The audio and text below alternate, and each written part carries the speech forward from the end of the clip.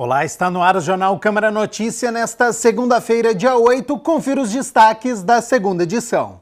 Comissão de Finanças e Orçamento aprova a proibição de uso de herbicida, o realinhamento do cabeamento dos fios nos postes e mais 9 projetos. Vereador Nelson Osseri questiona valor gasto pela Prefeitura com uniformes, kits escolares e gibis nas escolas municipais. Vereador Gustavo Peta pede informações ao Executivo sobre possível extinção de uma linha do transporte público na cidade. E no esporte, Ponte Preta vence Oeste no Moisés Lucarelli e está na final do Troféu do Interior.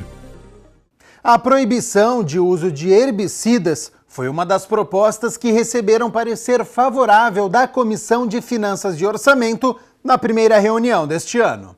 Presidida pelo vereador Gilberto Vermelho, a Comissão de Finanças e Orçamento da Câmara de Campinas realizou a primeira reunião do ano com a aprovação de 11 dos 12 projetos que constavam da pauta dos trabalhos. Entre as propostas aprovadas, o projeto de autoria do vereador Luiz Rossini, que proíbe o uso de herbicidas e agrotóxicos para a capina química em áreas públicas e privadas na zona urbana da cidade. Outro destaque da pauta foi o projeto de autoria dos vereadores Luiz Rossini e Zé Carlos, que obriga as empresas concessionárias de energia elétrica a realizarem o alinhamento e a retirarem os fios inutilizados dos postes. Esse aqui é um problema que a gente verifica na cidade, muitos postes aí com vários fios que não estão sendo utilizados e fica aquele visual lá realmente degradado e feio. Por esse motivo, eu dei o parecer favorável, obrigando as empresas a corrigir essas questões. Os fios eles acabam deixando a região extremamente, usar aqui o termo feio, né? Então acho que vale muito a pena, quem sabe, resolver essa questão. Também foi aprovada pela comissão a proposta dos vereadores Carmo Luiz e Carlão do PT, que institui a assistência psicológica para as vítimas de racismo em Campinas. O projeto de lei ordinária de autoria do vereador Luiz Cirilo, que obriga a instalação de dispositivos de áudio junto aos terminais de consulta de preços por meio de leitura de código de barras nos estabelecimentos comerciais, foi mais uma das propostas que receberam um parecer favorável da comissão.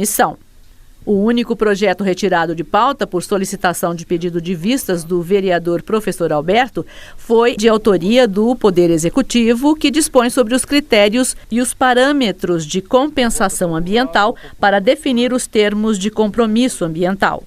Já o projeto que estabelece novas diretrizes para o Banco de Áreas Verdes foi aprovado. O segundo item da pauta teve o parecer favorável de 3 membros da comissão e um contrário do vereador professor Alberto.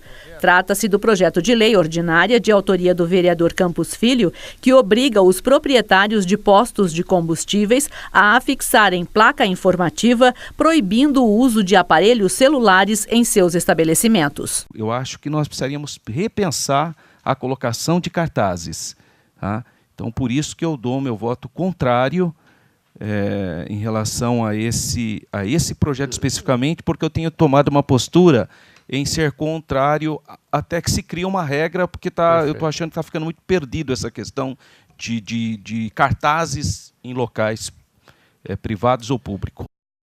O vereador Nelson Osseri voltou a questionar o Executivo sobre gastos da educação. Dessa vez, o requerimento do parlamentar quer saber quanto a Prefeitura pagou pelos uniformes, kits escolares e gibis utilizados nas escolas municipais. Nelson Osseri questiona no requerimento 787 sobre os gastos da Prefeitura de Campinas com kits e uniformes escolares e principalmente com a compra de gibis da Turma da Mônica. É uma situação delicada, né, porque envolve a educação. São crianças que começaram as aulas, deram início às aulas no dia 6 de fevereiro e até o presente momento não receberam ainda uniforme e nem material escolar. Por outro lado, né, você observa crianças indo sem uniforme para a escola. Então, se não é obrigatório o uniforme, por que gastar dinheiro público comprando uniforme?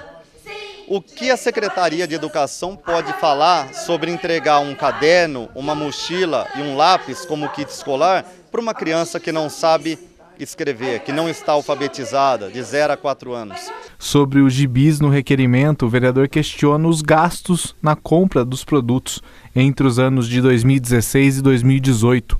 Uma das perguntas ao executivo é se a compra foi feita através de licitação e por que o material foi distribuído a crianças menores de 4 anos. A prefeitura gasta uma verba considerável comprando gibis para crianças que não sabem ler.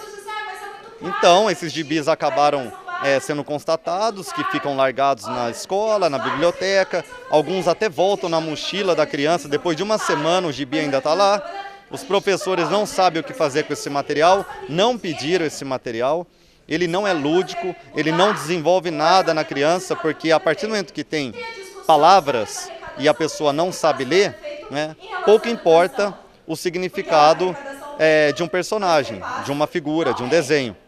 Então isso precisa ser melhor trabalhado para que realmente exista o respeito com o dinheiro público e essas crianças sejam beneficiadas com um material que realmente possa trazer qualidade de vida, produção e ensinamento. Ostri reforçou a necessidade de saber as respostas do executivo sobre o caso. Isso incomoda, né? Incomoda a população, incomoda os pais, incomoda esse vereador e por isso do requerimento. Eu quero uma satisfação, até porque envolve dinheiro público, e dinheiro público nós temos que respeitar. Não dá para ficar gastando de qualquer jeito. Em nenhum momento a secretária de Educação, os coordenadores pedagógicos entraram em contato com os professores, entraram em contato com as coordenadoras pedagógicas para perguntar o que realmente a escola necessita.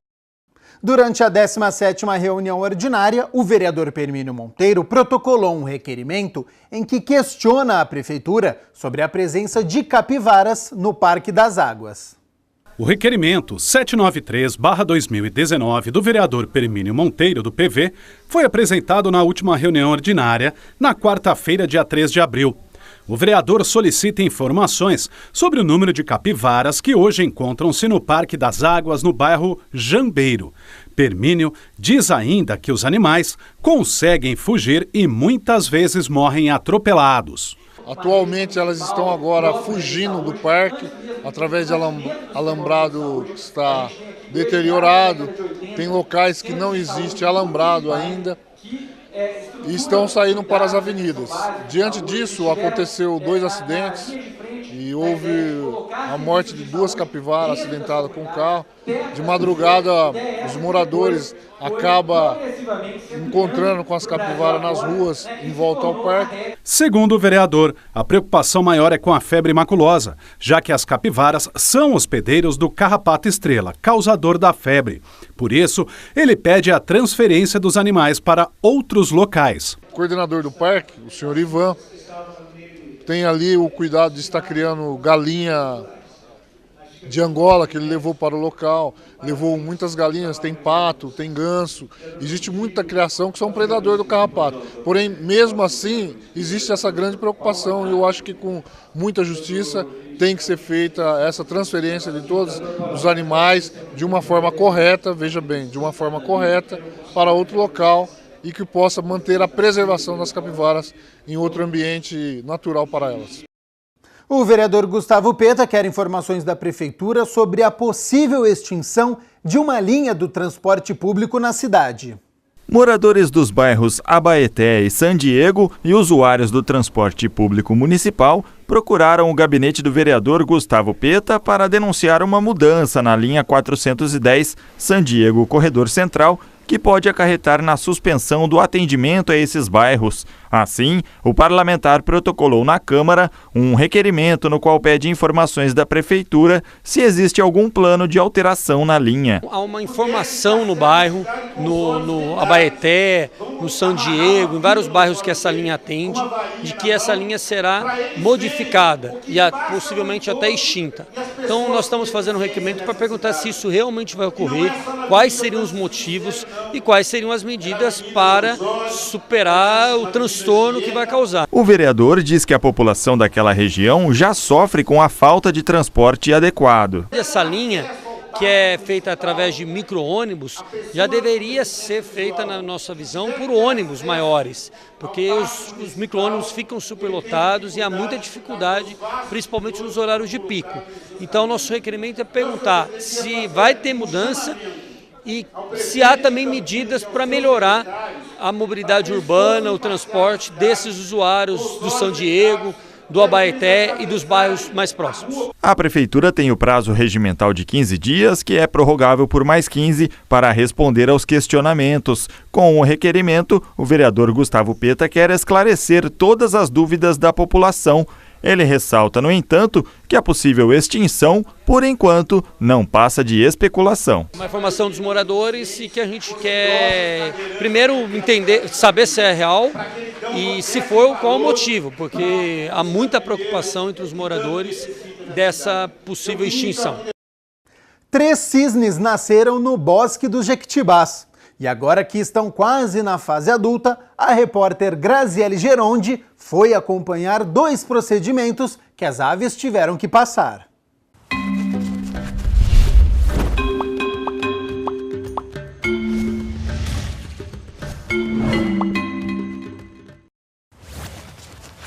Olá pessoal, esses 3 cisnes nasceram aqui no bosque e têm 6 meses. Hoje eles vivem neste recinto para receberem cuidados especiais. Agora eles vão passar por 2 procedimentos e depois vão ser levados para o local definitivo.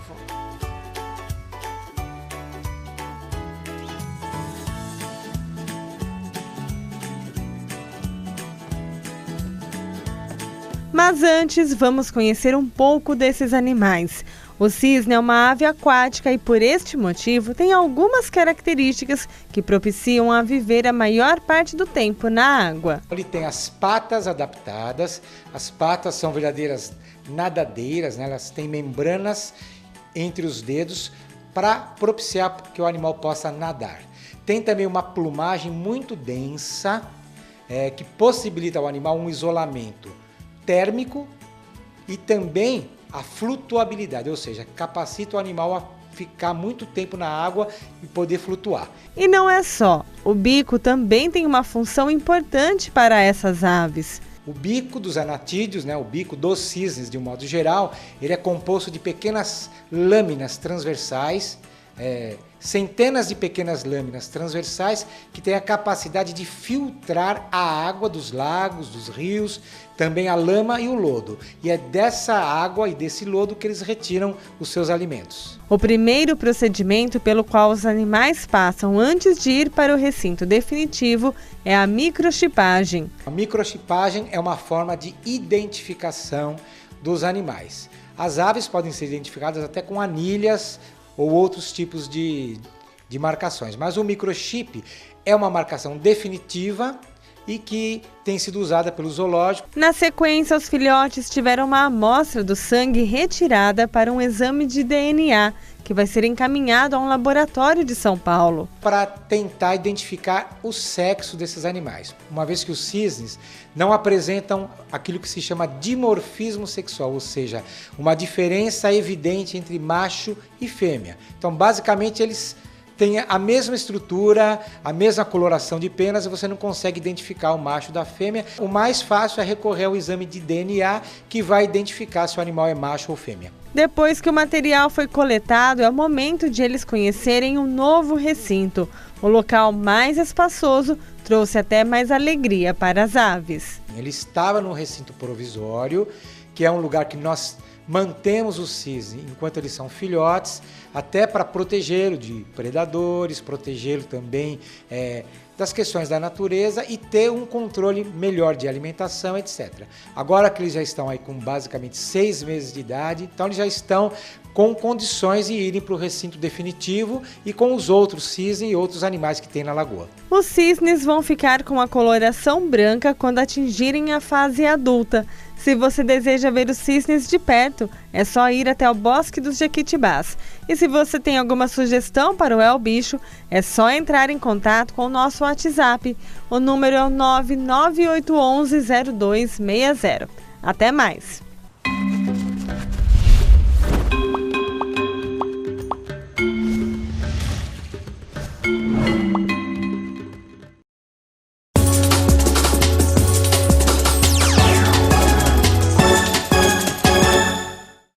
No segundo jogo da semifinal do Troféu do Interior, a Ponte Preta venceu o Oeste e está na final. Logo aos 6 minutos do primeiro tempo, Júlio César escapou pela direita e cruzou. Na entrada da área, Igor Henrique acertou um chutaço de primeira e que golaço, 1-0 Ponte. O segundo gol veio só aos 48 da etapa final e foi para fechar com chave de ouro. Edson serviu Gerson Magrão, que invadiu a área e de casquinha por cima do goleiro marcou mais um belo gol. Final, Ponte Preta 2, Oeste 0. A Macaca está na decisão do Troféu do Interior. Macaca agora assiste de camarote a outra semifinal, hoje às 8 horas da noite no Moisés Lucarelli, entre Red Bull Brasil e Mirassol. O Touro Louco venceu o primeiro jogo fora de casa por 1-0, então joga pelo empate. O Jornal Câmara Notícia fica por aqui. A gente se vê amanhã ao 12:30, ao vivo na primeira edição. Até lá, tchau, tchau!